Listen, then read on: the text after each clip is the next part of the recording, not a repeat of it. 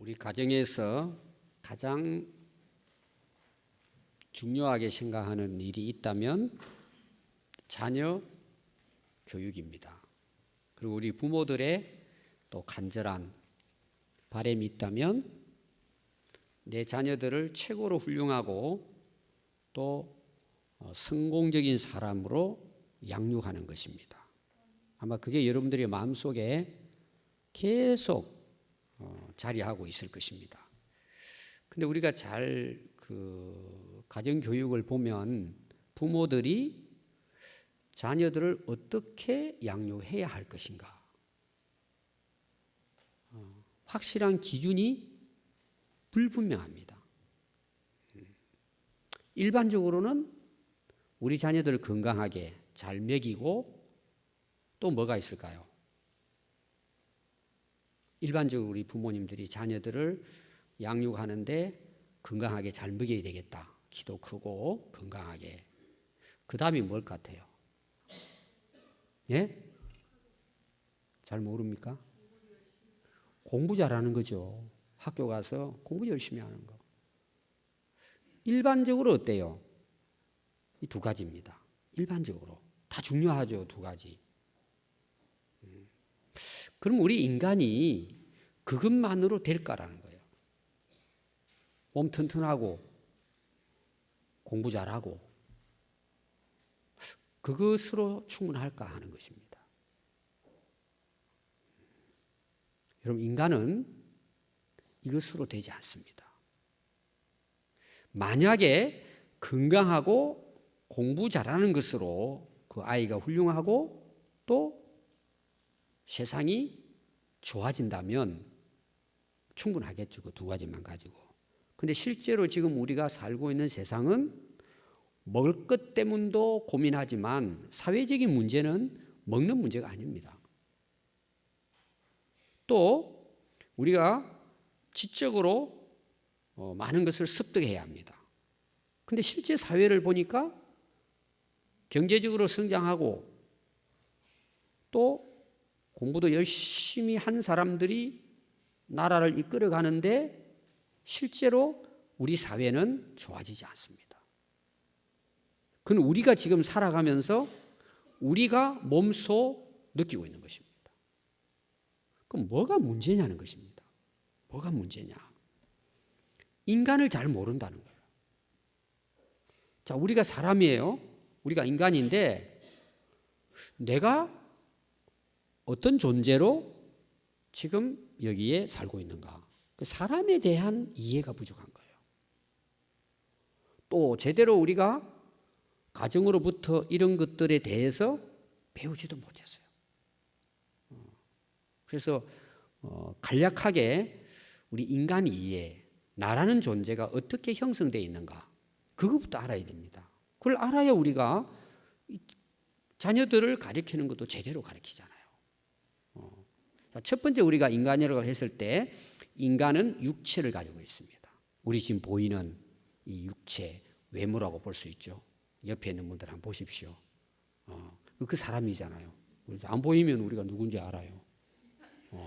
육체, 얼굴. 그래서 그 사람 소개할 때는 사진을 소개하잖아요. 그런 보이는 부분이 있어요. 그건 육체입니다. 다른 말로 말하면 먹어야 됩니다. 건강이 굉장히 중요합니다. 여러분, 자녀들 공부해라 하지만 건강 잃으면 끝납니다. 아무것도 모릅니다. 소용이 없다는 거예요. 건강 잃으면. 그래서 결국은 부모들이 어떻게 해요? 야, 공부보다 더 중요한 게 네 몸이다. 건강이다. 건강이 중요합니다. 왜 인간은 육체를 갖고 있습니다. 두 번째 인간은 뭐가 있을까요? 정신이 있어요. 정신. 마음이라고도 볼 수 있습니다. 아무리 육체가 건강해도 정신 잘못되면 그 인생 망칩니다. 사회의 모든 범죄는 건강하지 못해서, 몸이 건강하지 못해서 일어나는 게 아니고 정신과 마음이 병들었기 때문입니다. 거기서 일어나는 사회적인 불행은 어마어마합니다. 아마 사회에서 일어나는 모든 범죄는 정신적인 문제입니다. 정신이 잘못된 거예요. 생각이 잘못된 거예요. 마음이 병들어 버린 거예요. 옆에 있는 분들 한번 보십시오. 또 한 번 더. 어떻게 마음이 보입니까? 그 인간의 마음 보여요? 안 보여요. 근데 마음이 있어요, 없어요? 있습니다. 근데 많은 분들은 이걸 알면서도 마음을 건강하게 만들어 보려고 노력하는 사람들 제가 볼 때는 많지 않아요. 또 자녀들을 교육시키는데 잘 먹이고 하는 건 하지만 마음의 영양분을 공급하는 부모 흔치 않습니다. 그는 그냥 되는 걸로 생각해요. 그냥 나이 먹고 살다 보면 그냥 되겠지 이렇게 생각합니다. 여러분 애가 태어났는데 젖 안 먹이고 먹을 거 안 주면 지가 알아서 잘 크겠지. 큽니까? 죽습니다. 마음도 똑같습니다. 그래서 어떤 이야기를 해요? 심리학에서요. 성인 아이가 있는 거예요. 몸은 어른이 됐어요. 나이가 40, 50 됐어요. 그러나 하는 행동을 보니까 살아가는 걸 보니 뭐예요? 정신적으로 애기예요. 여러분 이런 사람 많이 봐야 안 봐요? 그러니까 몸은 건강하고 나이는 먹었는데 인간이 덜 돼버린 거예요. 이것 때문에 일어나는 가정의 문제, 사회 문제가 거의 대부분이에요.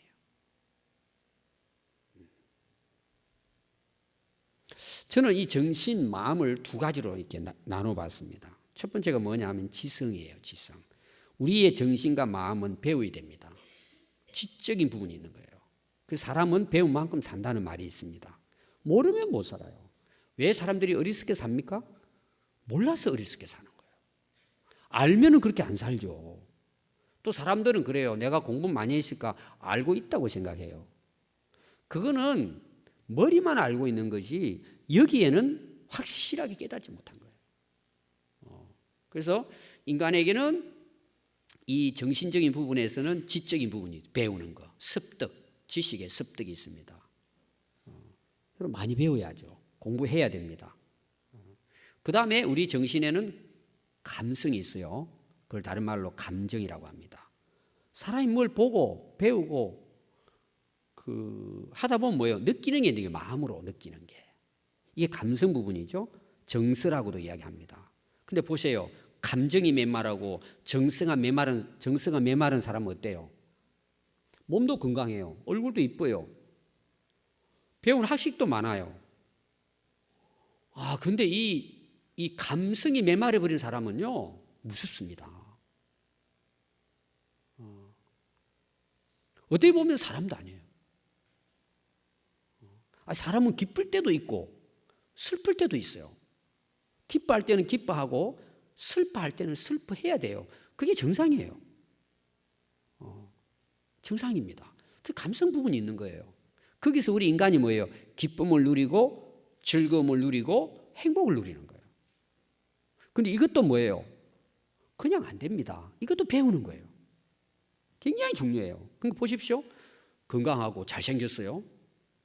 아주 박사학위도 있고 지식이 뛰어나요. 아는 것도 많아요. 사회적으로도 그래서 아주 높은 직책이 있어요. 그런데 이 사람의 이 정서가 메말라 버린 거예요. 감정이 따뜻하지 못해요. 그럼 어때요? 그 사람 자체가 불행한 거예요.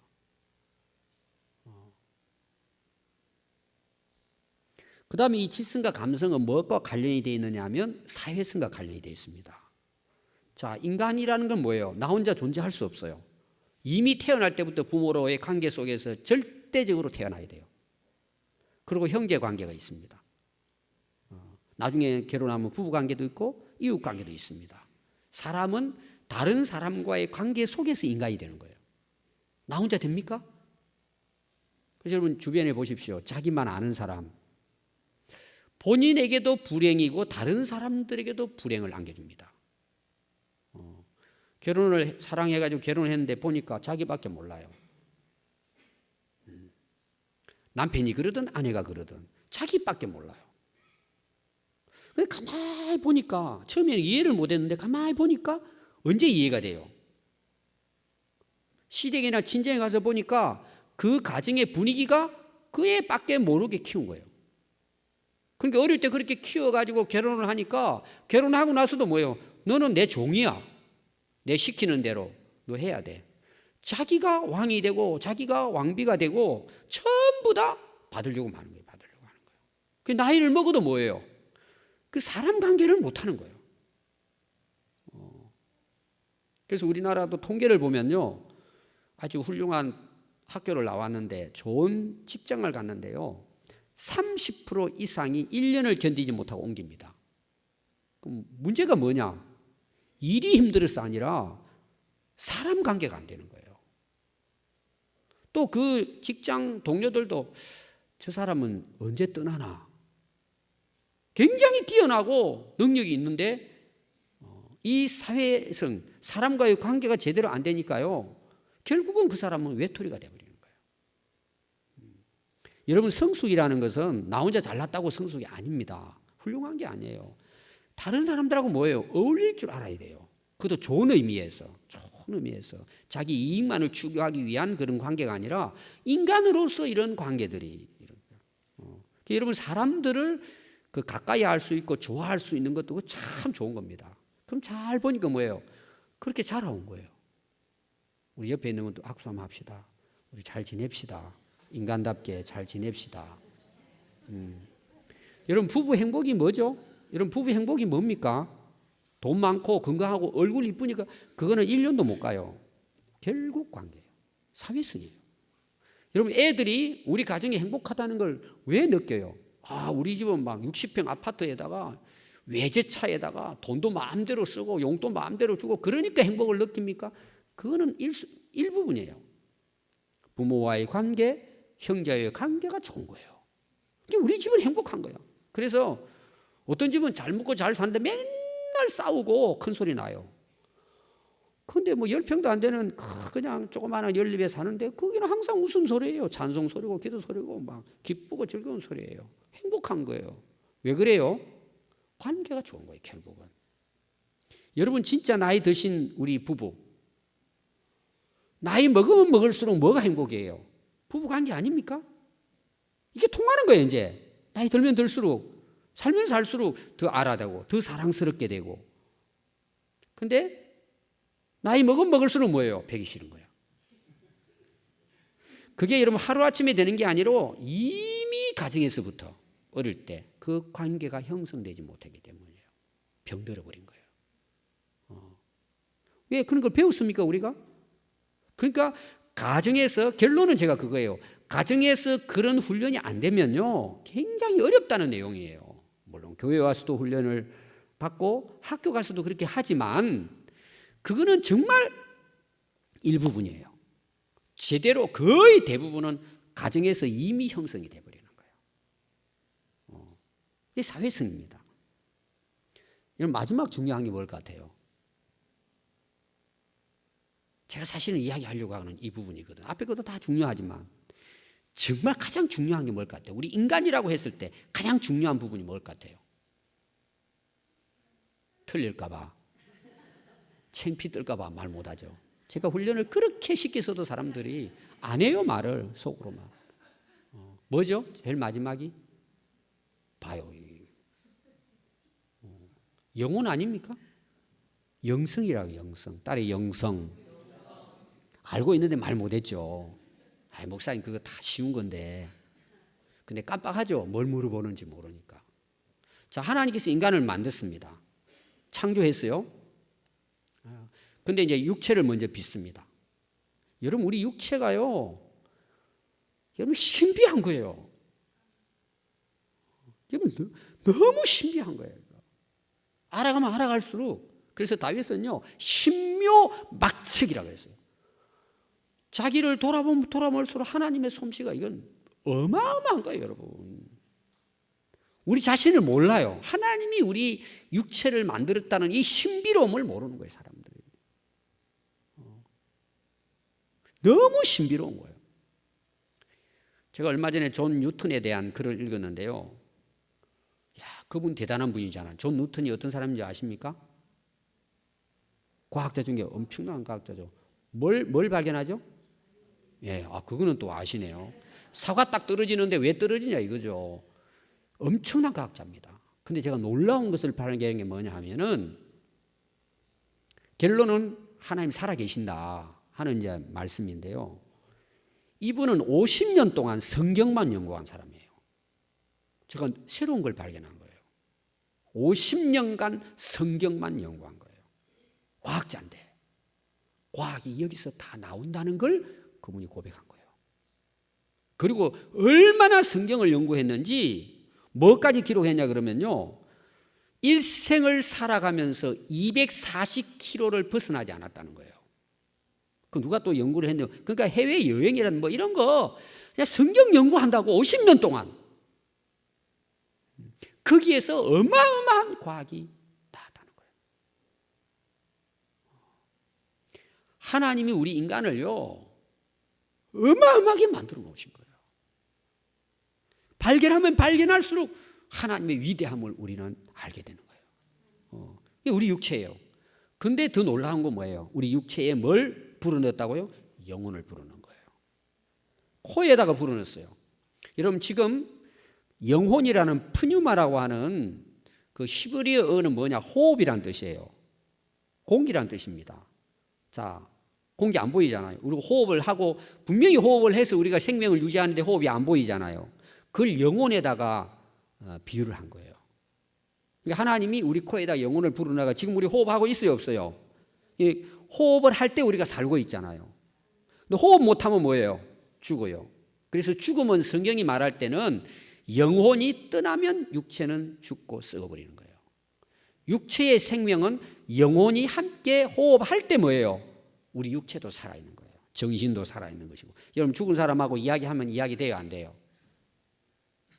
마지막 이제 사람이 죽게 되면은요 의사들이 와가지고 확인을 합니다. 어떤 경우에는 바늘을 찌르기도 하고요. 어떨 때는 꼬집습니다. 느낌 있어요, 없어요? 지금 옆에 있는 사람 한번 여러분 배에다가 꼬집어 봐요. 아야 그러고 아프다 그러고 왜 그러냐 싸워요. 죽은 사람 꼬집어 봐요. 느낌 있어요, 없어요? 왜 그러죠? 영혼이 떠났기 때문이에요. 그래서 죽음은 육체와 영혼의 분리예요. 그게 죽음이에요. 그럼 보십시오. 육체 뭐 우리가 지식적인 것, 얼굴 이쁘고 뭐 지위 다 잘나고 하지만 영혼 딱 떠나버리면 인생 뭐예요? 끝이에요. 그게 죽음인 거예요. 실제로 그런 거예요. 성경이 그렇게 기록했기 때문이 아니고 실제로 우리 인간이 그렇단 말이에요. 그걸 지금 이야기하면서 제가 마지막 중요하게 생각하는 게 뭐냐? 영혼이 가장 중요하다는 거예요. 영적인 부분, 영성이 가장 중요하다 인생에서. 죽고 사는 문제예요, 이거는. 그럼 여러분들 얼마나 영혼의 건강을 신경 쓰고 가꾸고 먹이십니까? 여러분 자녀들을 가정에서 부모님들이 교육을 시키는데 먹이는 것, 공부시키는 것, 뭐 여러 가지 이제 자녀들을 양육하잖아요.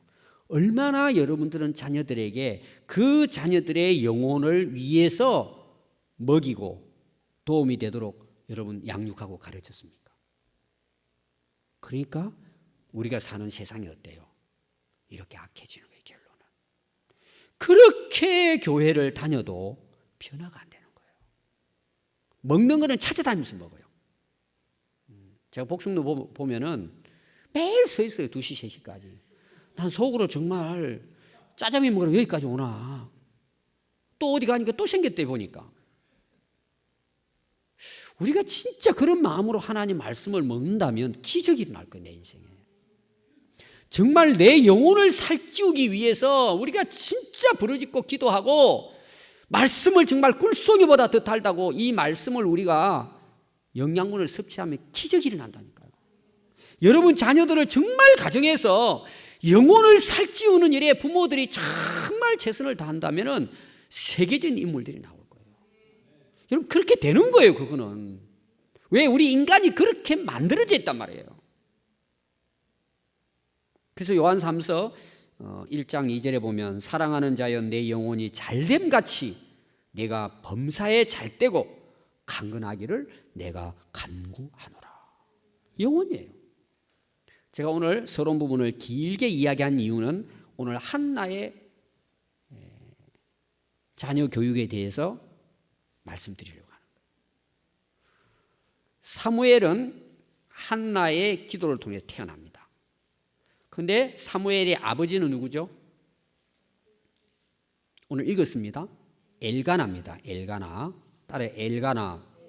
그럼 엘가나도 굉장히 훌륭한 분입니다. 그냥 한나의 기도를 통해서 이제 하나님이 사무엘을 주셨기 때문에 우리는 한나만 알고 있는데 엘가나도 기도의 사람입니다. 함께 했습니다. 진짜 훌륭한 분입니다. 물론 부족한 부분도 있지만 그 한나의 기도를 통해서 하나님이 이제 그 사무엘을 주신 것이죠. 그래서 이 사무엘의 지금 그 가정 교육에 대해서 제가 이야기 드리려고 하는 거예요.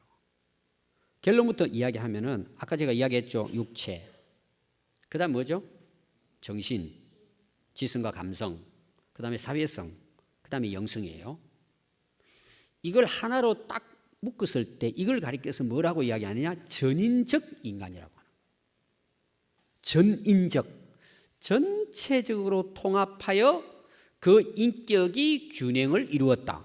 그걸 우리가 전인적 인간이라고 이야기합니다. 여러분들이 이제 인터넷 같은 데 찾아보면 전인적하고 나오는데 저는 좀 다르게 성경적으로 저 나름대로 이것이 통합해 가지고 이게 이 네 가지가 잘 균형을 이루었을 때 저는 전인적인 인격을 가진 자다. 이렇게 이제 말을 할 수 있다는 것입니다. 그런데 성경을 보니까 바로 사무엘이 그런 인물이었다는 거예요. 오늘 거기에 대해서 제가 여러분들에게 소개하려고 합니다. 그럼 우리 가정에서 그 부모의 역할이 얼마나 중요하다는 걸 지금 우리가 한나의 그 모습을 통해서 오늘 살펴볼 것입니다.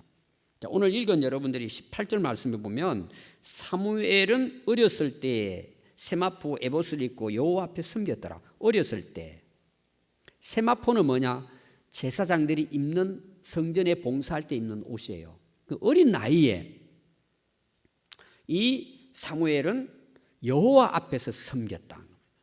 어렸을 때. 여러분 어린 나이에 하나님을 잘 섬긴다는 건 대단한 거죠. 쉽지 않습니다. 물론 부모님들이 이렇게 해서 하지만 본인 자신이 어렸을 때 하나님을 만나고 하나님을 알고 믿고 그리고 하나님을 잘 섬길 수 있다. 진짜 그 마음으로 하나님을 잘 섬길 수 있다. 이게 대단한 축복입니다. 그럼 이 어렸을 때 나이는 어느 정도 됐을까? 뭐 정확하게는 알 수 없지만 아마 유치원생 정도. 왜냐하면 젖된 후라고 기록을 하고 있거든요. 1장 24절에 보면 그럼 젖된 후는 그 당시 그 이스라엘 백성들은 대략 몇 세까지 젖을 먹였느냐 하면은 그때는 뭐 이게 분유 같은 게 없을 때잖아요. 최소한 3세 이상 젖을 먹인 거예요. 엄마들이. 아마 나이 드신 분들은 그 옛날 분들은 엄마의 젖을 먹고 뭐 제 친구는요 초등학교 다닐 때인데 집에 가면은 그 물론 밥도 먹지만 저녁에 엄마 좀 먹는데요. 그래서 저는 이상하다 그랬는데 그래도 그 친구가 성공했어요 사실은. 사회적으로 봤을 때. 저는 그때 이해가 안 됐거든요. 대개 이제 부모들이 일찍 젖을 떼고 만약 일을 하잖아요. 이스라엘 그때 당시로 보면 상당히 오랫동안 젖을 먹였다고 볼 수 있어요. 그래서 일반적으로 3, 4세에 젖을 뗀답니다. 그 당시. 그리고 이제 뭐 더 이제 먹는 그 아이들도 있었겠죠. 기본적으로 한 4, 5세 유치원 때라고 보면 됩니다. 유치원 때에 하나님을 잘 섬긴다. 진짜 하나님을 예배하고 막 할 수 있다는 건 대단한 축복입니다. 그럼 왜 이렇게 됐을까라는 거예요. 여러분 그게 그냥 되겠습니까? 많이 나옵니다 여러분. 1장 28절에도 보면요. 그러므로 나도 그를 여호와께 드리되 그의 평생을 여호와께 드리나이다 하고 그가 거기서 여호와께 경배하니라. 오늘 말은 예배 드렸다. 사무엘이 또 2장 11절에 보면요. 엘가나는 라마의 자기 집으로 돌아가고 그 아이는 제사장 엘리 앞에서 여호와를 섬기니라. 성경에 계속 나와요. 어릴 때 사무엘이 하나님을 잘 섬겼다. 경배했다. 계속 나오는 것입니다. 여러분 자녀들이요. 유치원 때부터 하나님을 만나고 성령 체험을 하고 하나님을 바르게 예배 드릴 수 있는 아이가 됐다. 기대하십시오 여러분 진짜. 근데 우리는 어떻게 생각하느냐? 애들이니까 커서 알아서 하겠지. 그는 속는 겁니다. 누구에게 쏘가요? 사탄 마귀에게 속는 겁니다. 이런 모슬림 국가는요, 무섭습니다. 제가 아마 알기로는 고등학교 때까지는요, 다른 종교를 가지면 안 돼요. 종교 자유 없어요. 고등학교 때까지. 정확한 건 모르는데 그 정도로 제가 알고요. 모슬림 그 이슬람 국가는요, 애들을 태어나서부터 고등학교 졸업할 때까지는 어떤 종교에 자유가 없어요. 법으로는 종교의 자유가 있다고 해놓고 고등학교 졸업할 때까지는 종교 자유가 없어요. 뭐만 섬겨야 돼요? 이슬람. 알라만 섬겨야 돼요. 그리고 고등학교 졸업은 너희들 알아서 하라는 거예요. 그래서 이슬람 전도하고 선교하기 어려운 거예요. 이미 뭐예요? 뼈대가 굳어져 버린 거예요.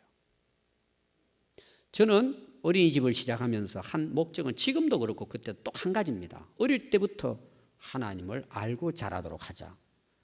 우리 선생님들이나 부모님들은 그거 가볍게 여길 수 있어요. 아침에 1시간 30분 예배 드리는 거. 근데 여러분 생각해 보세요. 매일 아침마다 예배 드리고 하루를 시작한다고 생각해 보세요. 그걸 한 4, 5년 한다고 생각해 보십시오. 그 애는요, 교회 떠나서 돌아옵니다. 무서운 거예요, 그게. 무서운 거예요. 하나님 찬양하고 설교 듣고 기도하고 매일 그렇게 하는, 매일. 놀라운 거예요. 저는 거기에 투자할 수 있다고 생각한 거예요, 저는. 개인적으로는. 그래서 저 신경 엄청 씁니다. 가만히 있는 것 같아도. 여러분 사고 나면 누가 책임져요? 제가 책임져야 돼요. 여러분 사무엘이 왜 어릴 때 그렇게 됐겠냐 말이에요. 그냥 되겠냐는 거예요, 그게. 아니, 네가 알아서 해라. 종교 자유니까. 그럼 애들 어떻게 할까요? 3살, 4살 되는 애 그냥 두면 게임하고 있습니다. TV 앞에만 앉아 있습니다. 됩니까, 여러분? 그러니까 한나가 어릴 때부터 그렇게 사무엘이 그렇게 할 수 있었던 것은 뭐겠어요? 안 가르쳤습니까? 그렇게 가르치지 않았겠습니까? 자기들이 어릴 때부터. 또 여러분, 이 사무엘은 점점 자라면서 하나님과 사람들에게 은총을 더욱 받았다 기록하고 있습니다. 2장 26절에 아이 사무엘이 점점 자라매 여호와와 사람들에게 더욱 은총을 받았더라. 그러니까 뭐죠? 어릴 때부터 순수한 믿음으로 오직 하나님만을 섬기니까 어때요? 하나님도 은혜와 복을 주시고 사람들도 칭찬했다는 거예요. 사랑하고. 그만큼 어릴 때도 뭐예요? 바르게 성장했다는 얘기예요. 세 번째는요, 하나님은 그 사무엘을 찾아오셔서 부르시고 말씀하시고 앞으로 행하실 일들을 알려주시고 말씀으로 나타내시고 그대로 하신 말씀을 이루게 해주신 거예요. 그 이제 3장부터 나옵니다. 하루는 이제 사무엘이 성전에서 봉사하다가 잠이 들었는데 하나님 찾아오신 거예요. 그게 처음 찾아오십니다. 사무엘아, 사무엘아 부르잖아요. 처음 들어보니까 그 목소리는 하나님 음성을. 그 엘리가 부르는, 제사장이 부르는 달려갔더니 내가 불른 적 없다. 2번, 3번째까지 부르신 거야, 하나님이. 그래서 엘리가 야, 내가 안 불렀는데 너 계속 누가 부르냐? 그 하나님 음성이다. 한 번 더 부르면 제가 여기 있습니다. 하나님 말씀해 주세요. 하라고 가르쳐요. 4번째 하나님 찾아오시는 거예요. 사무엘아, 사무엘아 부르니까 4번째 사무엘이 이르되 말씀하옵소서 주의 종이 듣겠나이다. 저는 감동적이에요. 이게. 하나님이 찾아오셔서 사무엘을 부르신 거예요. 여러분 우리 인생은 하나님의 부르심에서부터 시작됩니다. 소명이죠. 사무엘은 부모에 의해서 하나님께 드려졌지만 하나님이 그를 택하고 부르신 거예요. 부르심입니다. 그 다음에 3장 11절에 오면 여호와께서 사무엘에게 이르시되 즉 말씀하시되 내가 이스라엘 중에 한 일을 행할 것이다. 엘리 집에 대하여 말한 것을 처음부터 끝까지 그날에 그에게 다 이루게 할 것이다. 하나님이 이제 사무엘에게 말씀해 주십니다. 뭔 말씀이죠? 하나님이 행할 일에 대해서 말씀해 주십니다. 그게 구체적으로 나옵니다. 오늘 읽은 말씀에도 나오고 3장 19절에 보면 사무엘이 자라매 여호와께서 그와 함께 계셔서 그의 말이 하나도 땅에 떨어지지 않게 하셨다. 대단한 선지자입니다. 하나님이 사무엘을 통해서 말씀하신 걸 그대로 다 이루었다는 거예요. 하나님께서. 그리고 여호와께서 실로에서, 오늘 말하면 예루살렘 성전과 같은 곳이 실로입니다. 여호와의 말씀으로 사무엘에게 자기를 나타내시니라. 사무엘에게는 말씀을 통해서 하나님이 나타나 만나주신 것입니다. 그리고 네 번째는요, 이스라엘 백성들도 하나님께서 사무엘을 선지자로 세우셨다는 걸 인정하고 존경하고 따랐습니다. 백성들도 평생을 따랐습니다. 그래서 사무엘상 3장 20절에 보면요, 단에서부터 브엘세바까지의 온 이스라엘이 사무엘은 여호와의 선지자로 세우심을 입은 줄을 알았더라. 그러니까요, 사무엘이요, 놀라운 일이 뭐냐, 하나님께서 어떤 일을 하시느냐, 사무엘을 통해서 이스라엘 전체 역사를 말씀을 통해서 이끌어 가기도 하셨지만, 사울 왕을 세울 때 하나님은 사무엘이 기름 붓게 해서 왕을 세우게 합니다. 한 나라의 왕을, 사무엘이. 두 번째 왕인 다윗 왕도 하나님이 사무엘에게 지시해서 이스라엘의 2대 왕을 기름 부어 세우게 하십니다. 하나님께서 나라를 다스리는데 왕을 세울 때 사무엘 선지자를 통해서 지명하고 기름 부어 세우게 하십니다. 그러니까 이스라엘의 한 역사를 하나님께서는 사무엘 선지자를 통해서 일하셨다는 것입니다. 더 놀라운 것은 두 왕뿐만 아니라 이스라엘 백성들이 믿고 존경하고 따랐다는 것입니다. 다시 말하면 평생을 선지자로 존경받는 인물이 됐다는 것입니다. 신뢰받는 인물이 됐다. 엄청나지 않습니까? 사무엘. 그래서 여러분들이 성경에 많은 인물이 나오지만요, 정말 사무엘은요, 모든 걸 다 갖춘 선지자입니다. 그것도 하나님이 인정하고 백성들이 인정하는 인물이었습니다. 그럼 그냥 됐을까라는 거예요, 이것이. 그는 어려서부터 하나님을 섬겼다 그랬죠. 하나님의 부름을 받고 선지자로 시험을 받습니다. 평생을 그렇게 쓰임받다 갑니다. 가장 중요한 부분이 어디 있을까? 따라해 보겠습니다. 가정교육. 가정입니다. 최고의 학교는 가정입니다. 인간을 만드는 학교는 여러분 가정입니다. 학교도 아니고 사회도 아니고 교회도 아닙니다. 가정입니다. 가정이 우선입니다. 여러분, 가정의 교육이 안 되면 어렵습니다. 우리도 마찬가지입니다. 우리 다 잘 살고 싶어 하잖아요.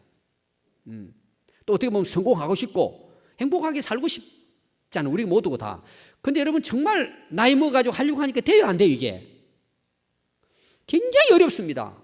어려운 중에 가장 중요한 이유가 뭘까? 어렸을 때부터 그것이 제대로 교육받지 못했기 때문에, 양육받지 못했기 때문이에요. 그는 어느 사람이든 마찬가지예요. 물론 예외도 있을 수 있습니다. 예외도 항상 우리 살아가는 예외가 있는데, 일반적인 제가 이야기예요. 여러분, 되게 사람들이 사람들과 관계를 하면서 저 사람 왜 저러지? 이해 못하는 부분들이 있어요. 근데 이거는요, 심리학적으로도 마찬가지예요. 교육학적으로도 100% 어디에 문제가 있다고 봐요? 가정에 문제가 있다고 보는 거예요. 이건 학자들의 이야기예요. 성경적인 건 말할 것도 없지만, 또 우리가 생각해도 뭐예요? 가정교육이 덜 된 거예요. 그러면 여러분, 이게 참 바꾸기가 굉장히 어려운 거예요. 하나님의 은혜로 우리가 변화는 되지만 그만큼 힘든 거예요, 신앙생활이. 어릴 때부터 가정교육이 잘 돼 있으면요, 신앙생활도 잘하게 돼 있습니다. 그거는 얼마나 축복인지 몰라요. 근데 우리는 어떻게 생각하죠? 책이 사람 만드는 걸로 생각해요. 그냥 자기 책임은 모르고 애맨 선생님만 탓해요. 지도자만 탓해요. 대통령 탓만 해요. 자기가 잘못 살아온 거에 대해서는 이야기 안 해요. 가장 중요한 원인은 가정입니다. 오늘 그럼 우리 부모 입장에서 보십시오. 부모의 책임이에요. 오늘 여러분 가정을 한번 생각해 보십시오. 우리 자녀들을 어떻게 양육했느냐. 제가 이야기했죠. 서론 부분에 거의 두 가지예요. 잘 먹이고 공부 잘하면 끝이에요. 그 인간이 어떤 데든 전인적인 인격 생각하지 않아요. 왜? 본인도 모르니까. 본인도 모르니까. 얼마나 참 이게 안타까운 일이냐 말이에요. 그런데 엘가나와 한나는 어릴 때부터 사무엘을 그렇게 양육한 거예요. 그래서 이 사무엘의 가정은요, 전인적인 학교였던 거예요. 그 사람을 만드는 학교. 4살까지 교육시키고 끝났어요. 물론 계속해서 관계를 해서 자녀 그 사무엘을 위해 기도하고 찾아가서 이제 양육했겠지만 4, 5살까지 가정 교육이 사무엘의 전 인생을 결정한 거예요. 이제 여러분들이 교육학을 보면요, 요새 교육학자들이 이 말을 하는 거예요. 그 사람들 사무엘 가정 몰라요. 근데 이미 유아기 때 인격이 형성 다 돼버린다고 이야기하는 거예요. 교육학자들이, 박사들이. 근데 이미 뭐예요? 사무엘은 그런 가정에서 자란 거예요. 놀라운 거예요. 첫 번째는 한나의 기도입니다. 엄마의 기도죠. 1장 10절에 보면 한나가 마음이 괴로워서 여호와께 기도하고 통곡합니다. 자녀를 달라고. 그러니까 이 사무엘은요, 기도를 통해서 잉태되고 기도를 통해서 자궁에서 엄마의 기도 소리를 듣고 또 태어나서 엄마의 품에서 함께 기도하면서 4, 5년을 자란 거예요. 기도의 사람이 되는 거죠. 여러분 부모님들 얼마나 자녀를 위해 기도하십니까? 여러분 자녀의 생명도 하나님 주시죠? 자녀 인생도 하나님 손에 달려 있습니다. 당연히 한나는 기도했겠죠. 내가 사실은 양육하는 게 아니라 하나님이 주셨잖아요. 여러분 자녀들 하나님 주셨잖아요. 내가 만들어낸 게 아니잖아요. 그럼 하나님 뜻대로 우리가 양육하려면 그게 어렵잖아요. 기도해야죠, 하나님 앞에. 예수님이 그러잖아요. 여자들이 따라오면서 울고 따라오니까 야, 너 나를 위해 울지 말고 너와 내 자녀들을 울라는 거예요. 자녀들을 위해 울라는 거예요. 통곡하며 기도해야 돼, 자녀들을 위해서. 어릴 때만이 아니 지금도 마찬가지예요. 얼마나 세상이 악합니까? 여러분 기도하지 않고 우리 아이들이 전인적인 인격자로 하나님의 사람으로 설 수 있습니까? 자기 집에는 아무 문제 없대요. 공부 잘하니까. 여러분 하나님이요, 손만 까딱하고 호흡만 불어도요, 그 자녀 한순간에 쓰러질 수 있습니다. 사람들이 몰라서 그래요. 하나님 손에 달렸다는 모르는 거예요. 오늘 여러분 기도하는 가정을 만드십시오. 기도하는 아빠, 기도하는 엄마가 되십시오. 두 번째는요, 예배하는 가정이었습니다. 오늘 계속 나옵니다. 엘가나와 한나는요, 모든 자녀들과 함께 예배드리러 데리고 올라갔습니다. 1장 3절에 보니까요, 이 사람이 매년 자기 성읍에서 나와서 실루에 올라가서 만군의 여호와께 예배하며 제사드렸다. 1장 4절에는 엘가나가 제사드리는 날에 제물의 분깃을 그의 아내 버린나와 그의 모든 자녀에게 주고 그들이 아침 일찍 일어나 여호와 앞에 경배하고, 자녀들 데리고 일찍. 1장 21절에 보니까 그 사람 엘가나와 그의 온 집이 여호와께 매년제와 서원제를 드리러 올라갈 때에 예배하는 가정이었어요. 어릴 때 그걸 보고 온 거예요. 그러니까 성전에 가가지고 사무엘이 잘 적응을 했겠죠. 세 번째입니다. 한나는 젖대기까지 사무엘을 말씀으로 양육했습니다. 정확하게 여기에 대해서는 말씀으로 양육했다라는 말은 나오지 않지만 1장 23절에 보면 그 여자가 그의 아들을 양육하며 그가 젖대기까지 기다렸다. 그럼 어떻게 양육했을까? 저는 양육한 내용을 저는 2장 1절에서부터 보는 겁니다. 집에 가서 다 읽어보십시오. 한나의 신앙이 나옵니다. 위대합니다, 여러분. 한나가 그런 신앙을 갖고 있었기 때문에 어떻게 양육했겠어요? 그 한나의 신앙대로 양육한 거예요. 놀랍습니다. 읽어보십시오.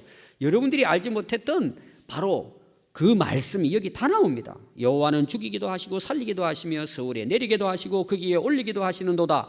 여호와는 가난하게도 하시고 부하게도 하시며 낮추기도 하시고 높이기도 하시는도다. 그게 한나의 신앙이에요. 그럼 어떻게 양육했을까요? 여러분 한나가 2장 1절에서 11절까지 하나님 앞에 그 사무엘을 드리고 기도하는 내용이 거기 나와요. 그게 한나의 신앙이에요. 그럼 어떻게 양육했을까요? 그 신앙대로 양육했겠죠. 그 말씀대로 양육했겠죠. 그래서 결론은 뭘까요? 1장 11절에 보면요, 그 하나님 앞에 아들 달라 그러고 서원을 합니다. 그러면 이렇게 이야기하는 거예요. 하나님 주시면요, 주의 여종에게 아들을 주시면 내가 그의 평생을 그를 여호와께 드리고 삭도를 그의 머리에 대지 않겠습니다. 그럼 뭐만 줄 아세요?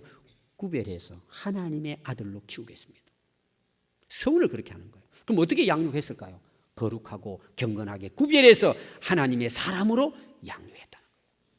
여러분 진짜 우리 부모들이요, 이런 믿음을 가지고 자녀들을 하나님 앞에 양육하면요, 세계를 움직이는 인물들이 나옵니다. 그 나올 수밖에 없어요. 저는 앞으로 우리 교회에서 대통령도 나오고 국회의원도 나오고 법관도 나오고 해서 사회를 리드해 나가는 인물이 저는 나올 걸로 믿어요. 저는 믿어요. 그래서 제가 새벽마다 아이들 나오면 기도하는 이유가 뭐 엄마들이 기도해 주겠습니까? 그래서 저라도 기도해야지. 그러고 그냥 기도하는 거예요. 다 기도 내용이 저 결론은 뭐예요? 세계적인 인물 되게 해달라고 저는 기도해요. 왜? 하나님이 하시면 되잖아요. 그래서 사무엘을 하나님께 올려드렸더니 하나님이 그를 쓰신 거예요. 그렇게 훈련된 자를 구별하여서 삭도되지 않고 거룩하게 키워 하나님께 드리니까 하나님이 그 사무엘을 기뻐 받으시고 한 시대를 이끌어가는 인물로 하나님께서 기뻐 쓰셨던 것입니다. 여러분 가정에서 해야 할 일이 많이 있죠. 다 이러면 잘하고 있을 겁니다.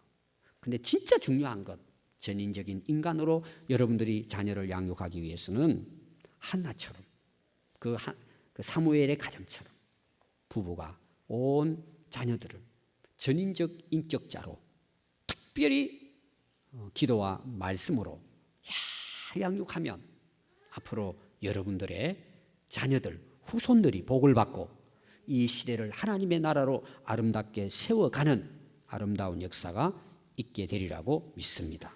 기도하겠습니다.